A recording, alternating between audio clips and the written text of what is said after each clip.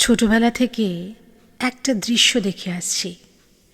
রুটি ভাজার সময় শেষের রুটিটা প্রায় একটু পুড়ে যায় বা একটু বেঁকে যায়। আমি যখন জিজ্ঞেস করতাম, মা তুমি এই পোড়াটা নিচ্ছ কেন, মা হাসতে হাসতে বলতো, আরে আমার তো একটু কড়া ভাজা রুটিই বেশি ভালো লাগে, ওতে স্বাদ বেশি। আমি বোকার মতো বিশ্বাস করতাম, ভাবতাম মায়ের হয়তো সত্যিই পোড়া রুটিটা পছন্দ। কিন্তু আজ বুঝলাম মা আসলে পোড়া রুটিটা পছন্দ করতো না। মা শুধু নিশ্চিত করতে চাইতো যাতে বাড়ির বাকিরা সবচেয়ে ভালো আর নরম রুটিটা খেতে পারে। মায়েরা খাবারের স্বাদ বোঝে না, মায়েরা শুধু সন্তানের পেট ভরা কিনা সেটা বোঝে।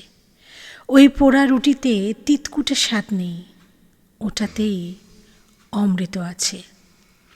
মা কখনো বলে না যে আমি এটা খেতে ভালোবাসি বা ওটা খেতে ভালোবাসি।